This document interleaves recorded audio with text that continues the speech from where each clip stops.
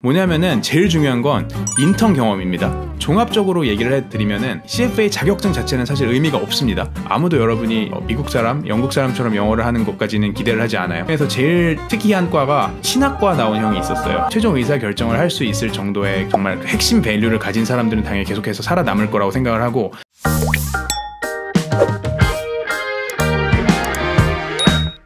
자, 그러면 우리 순살러 분들이 좀 더 길게 보내주신 사연들이 있는데요. 같이 한번 읽어보도록 하겠습니다. 그래서 다른 분들의 사연을 듣고 본인이 공감이 되거나 아니면 나도 저런 생각을 했던 것 같아, 이런 관점에서 이제 본인 상황과 비교를 해보시고 방향성을 잡아가시면 좋겠습니다. 그래서 첫 번째 사연입니다. 안녕하세요. 저는 한국에서 스카이 대학을 다니고 있는 2학년 학부생인데요. 해외 금융권 취업을 너무 희망하고 있고 홍콩이나 싱가포르 브랜치로 직업을 얻는 것이 목표입니다. 혹시 한국 대학 출신으로 외국계 금융권에 바로 입사하는 게 가능할까요?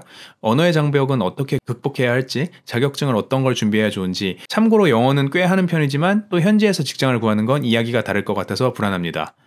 네, 한국 대학 출신으로 외국계 금융권에 입사하는 거는 당연히 불가능한 건 없죠. 저도 한국 대학 나왔고 외국계 금융권에 바로 입사를 했었고요. 대신에 이제 본인이 한국 로컬 시장에 대한 이해가 있다는 점을 강조를 하면 좋을 거고요. 만약에 바로 외국계 금융권에 갈 수 있으면 좋은데 바로 못 갈 경우에는 한국에 있는 국내 IB나 회계법인 FAS, 이제 Financial Advisory 이제 부서, 아니면 주식 리서치 등을 거쳐서 해외 회사로 옮겨가거나 아니면 아예 MBA를 갔다가 이제 일을 하다가 MBA를 통해서 해외 회사로 옮겨가는 게 방법이긴 합니다. 홍콩이나 싱가포르를 가기 위해서는 투자은행 같은 경우에는 한국 지점에 들어가서 일을 하다가 옮겨가거나 아니면은 해외 MBA를 가서 거기서 직접 홍콩이나 싱가포르로 지원해서 가는 게 방법이고요. 참고로 저 같은 경우는 서울에 있는 이제 미국계 투자은행에서 일을 하다가 홍콩으로 나중에 옮겨간 케이스고요. 한 번에 한국 대학에서 홍콩이나 싱가포르로 가는 건 어려울 것 같아요. 현실적으로 이제 본인한테 주어진 기회 중에 롤 베이스로, 회사 이름 말고 이 역할 베이스로, 예를 들어서 해외 투자은행 IBD에 가고 싶어 하면은 해외 투자은행의 미들오피스, 백오피스 가서 일할 게 아니라 국내에 있는 좋은 증권사들 많으니까 국내 증권사에 비슷한 역할을 하는 IB 부서에 들어가서 일을 하다가 그 다음에 이직을 하는 게 당연히 훨씬 더 좋은 방법일 거고요. 그리고 언어 같은 경우에는 영어는 유학생이나 아니면은 뭐 교포만큼 잘하진 않더라도 충분히 커뮤니케이션이나 일하는데 지장 없다라는 거를 좀 강조를 하고, 다시 말하지만 자신감을 좀 가지셨으면 좋겠습니다. 한국 사람들 충분히 영어를 잘하는데 다들 너무 쫄아 있는 것 같아요. 관련해서도 또 다른 질문들이, 영어는 꽤 잘하지만 현지 언어를 잘 못하는 상황에서 현지에 있는 IBD나 PE에서 살아남을 가능성이 얼마나 될까요? 라는 질문들이 있는데, 어쨌든 현지라고 했을 때 아시아에서는 홍콩, 싱가포르 아니면 크게 봐서 일본 정도까지가 있을 것 같은데요. IBD랑 PE에 대해 질문을 하셨으니까 거기에 대해 말씀드리면은, 일본 같은 경우는 일본어 못하면 당연히 아웃일 거고, 홍콩이나 싱가포르에서는 현지 언어 못해도 가능하고요. 왜냐면 영어로 일을 하는 곳이기 때문에. 근데 물론 요새는 홍콩 같은 경우도 중국에 관련된 일을 하는 포지션들이 기하급수적으로 늘어나고 다른 시장들의 비중이 계속 줄어들다 보니까 중국말 못하면은 아무래도 이제 잡찾기가 옛날만큼 쉽지는 않아요. 근데 물론 여전히 각각의 로컬 시장에 대한 이해도를 가진 전문가들을 홍콩에 있는 헤드쿼터에서 당연히 찾기 때문에 영어만 잘하면은 충분히 일을 할 수 있습니다. 그래서 자격증이랑 인턴 경험에 대해서도 이제 엮어서 물어보셨는데, 이제 인턴을 어디서 어떻게 할지에 대해 더 우선적으로 생각을 하고 자격증은 좀 후순위로 밀어두시면 좋을 것 같습니다.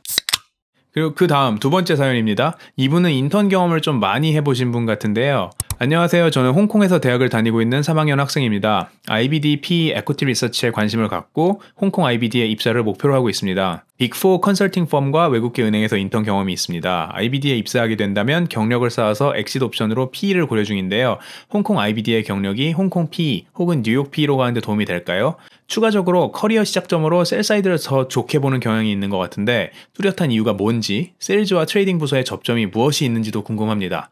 자, 먼저 IBD에서 PE로 이동하시려고 하는 것부터 볼게요. 이거는 뭐 사실 정석적인 방향이죠. 이제 IBD에 있는 모두가 한 번씩은 생각을 해보는 방향인 것 같은데, 결론부터 말씀드리면은 홍콩 IBD에서 홍콩 PE로 가는 거는 성공한다면 자연스러운 트랙인데, 뉴욕 PE로 가는 거는 어렵죠. 시장이 아예 다르고 접점도 없고, 여기서 아셔야 되는 게 IBD든 PE든 로컬 마켓에 대한 매우 높은 이해도가 필요한데, 나라가 어디에 있는지가 중요한 게 아니라 내가 실제로 일하는 곳, 내가 실제로 뭐 투자 업무를 하는 곳에서 얼마나 전문성을 펼칠 수가 있는지가 핵심이고요. 그래서 홍콩으로 뉴욕을 넘어가는 것 자체도 어려운데 그 반대도 쉽지는 않습니다. 뭐 뉴욕에 있다가 무조건 홍콩에 올 수 있는 것도 아니에요. 그리고 세일즈와 트레이딩 부서의 접점이 뭔지도 궁금하다고 말씀 주셨는데, 일단 세일즈와 트레이딩 부서에 대해서 각각의 역할을 한 번씩 짚고 넘어가면, 세일즈는 금융상품을 고객들한테 판매하는, 그래서 클라이언트 릴레이션십 위주의 이제 마케팅 위주의 조직이고, 트레이딩은 시장에서 그 프로덕트 하나하나를 실제로 거래하고 그 프로덕트를 누구보다 깊게 파는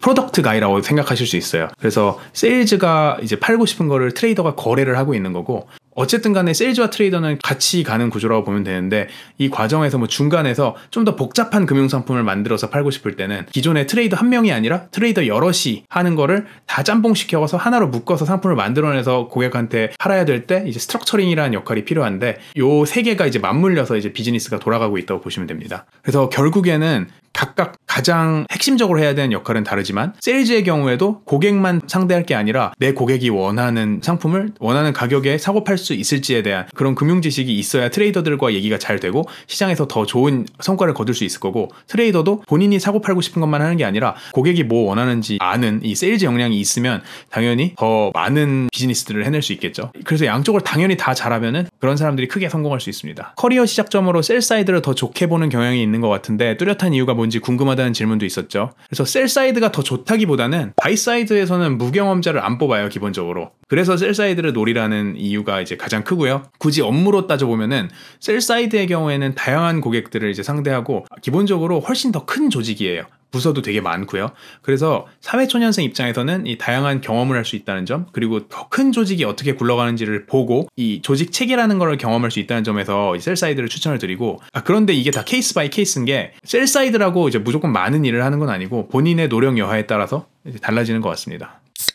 이분은 완전히 다른 전공을 하셨고요. 조금 늦게 금융권으로 진로를 전환하신 유형인데요. 사연을 한번 읽어볼게요. 안녕하세요. 늦게 금융업의 매력을 느껴 비교적 늦은 나이에 금융업에 종사를 희망하는 취준생입니다. 공간 디자인을 전공해서 경제나 금융에 대한 지식이 거의 없습니다만 금융에 대한 관심은 있어서 세계 각국의 기업 동향, 경제 현황, 사회 현황 등을 조금씩 접해왔습니다. 29이라는 늦은 나이와 지방대 그리고 금융 쪽으로 지식이나 자격증이 없는데 이제라도 준비한다면 가능할까요? 희망 부서는 막연하나 일단 리서치 부서에 관심을 갖고 있습니다. 어디서부터 차근차근 준비해 나가면 될까요? 일단 답변을 드리면 불가능할 건 없지만 쉽지는 않은 상황입니다. 제가 솔직하게 말씀을 드리는 거고요. 대신 저라면 어떻게 했을까 고민을 해봤는데, 일단은 어쨌든 금융업은 최대한 빨리 해당 업에 진입을 하는 게 중요하기 때문에 리서치 부서에 관심을 가지고 계신 건 좋은 것 같아요. 아무래도 사람을 많이 뽑기도 하고요. 그래서 관심 있는 리서치 부서를 집중 공략하는 게 맞을 것 같고, 경제 금융 지식을 직접 공부하는 건 당연히 필수고요. 그리고 저는 웬만하면 자격증 취득을 위한 공부는 추천을 안 하는데, CFA 1차 공부는 리서치 부서에서는 확실히 도움이 되기 때문에 기초 지식이 특히 없는 지금 같은 상황이면 추천을 드리고, 그러면서 동시에 리서치 부서에서 공간 디자인 쪽 전공을 살릴 수 있는 산업 분야 인턴 자리를 노리셔야 될 것 같고요. 그리고 이거는 금융계에 직접 진입을 할 때에 대한 그 공격적인 시나리오였고, 이거보다 조금 더 가능성이 높은 얘기를 말씀드리면은 자연스럽게 진입할 수 있는 방법으로 일단 공간 디자인 회사의 경영 전략팀이나 IR팀이라고 하면 이제 투자자 관리하는 팀인데요. 그 부서에서 경력을 쌓은 후에 그 다음에 이제 증권사로 옮겨가는 시나리오를 추천을 드리는데요. 아무래도 이 경영 전략이나 IR팀에 있다 보면은 금융계 고객사들과 접점이 계속해서 생길 수밖에 없기 때문에 같이 일을 하다가 실제로 IR에서 증권사 리서치로 가는 경우도 있고 증권사 리서치에서 IR팀으로 가는 경우들도 있습니다. 그 방향을 알려드릴 수 있을 것 같고, 사실 학부 2, 3학년 때부터 차근차근 금융권을 준비하시는 경우도 많지만 졸업이 얼마 안 남은 상황에 불이 나게 진로를 깨닫고 준비하시는 분들도 꽤 많거든요. 근데 이런 경우에도 너무 의기소침해하지 마시고 현재 상황에 맞는 전략을 가져가시면 좋겠는 게, 저만 해도 사실 대학교 4학년 때 처음으로 인턴을 했고요. 4학년 여름방학 때 인턴한 곳에서 이제 운 좋게 자리가 나서 거기서 일을 시작하게 됐는데, 저도 이제 3학년 때까지 인턴을 안 해본 상황에서 그때 이제 진로를 정하고 잠깐 패닉을 했었는데, 결과적으로 지나고 보면은 만약에 뭐 원하는 데서 자리 못 구하면은 뭐 한 학기 사실 휴학을 하면서라도 원하는 데 자리를 얻어서 인턴을 해보면 되는 거고 하니까 너무 이렇게 쪼이지 말고 본인이 원하는 거를 차근차근 해나가시면 좋겠습니다.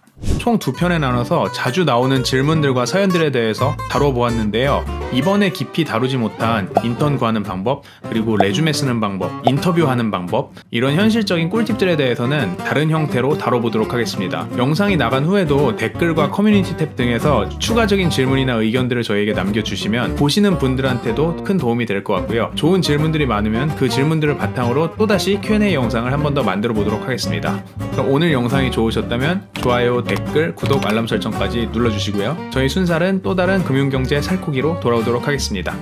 안녕.